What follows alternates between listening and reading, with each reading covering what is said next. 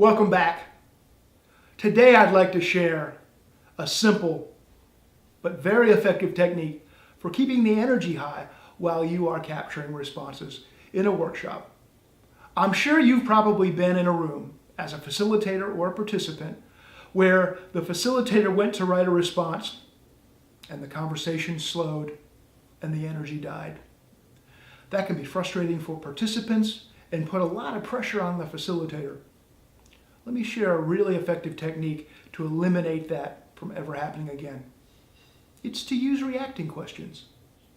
So let's assume, for instance, that you're facilitating a session where the topic is places we'd like to go on vacation. And somebody says, Honolulu. You realize you're not sure how to spell that, and it's a really long word. But instead of just staring at the board and trying to tough it out, toss a reacting question out. So, what do you like about Honolulu?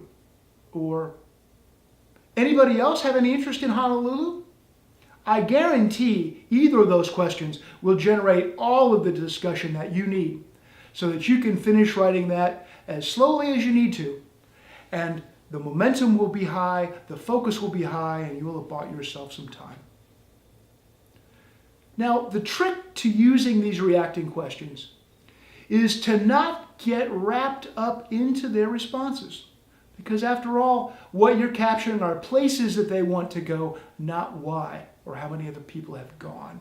So if you are artful in using these reacting questions, you can effectively toss a bouquet over your shoulder, much like a bride at a wedding. And after all, when the bouquet gets tossed, where's the focus in the room? Isn't it on the bouquet? It's not on the bride. So be the bride, toss the bouquet, and keep that energy very, very high. Thank you.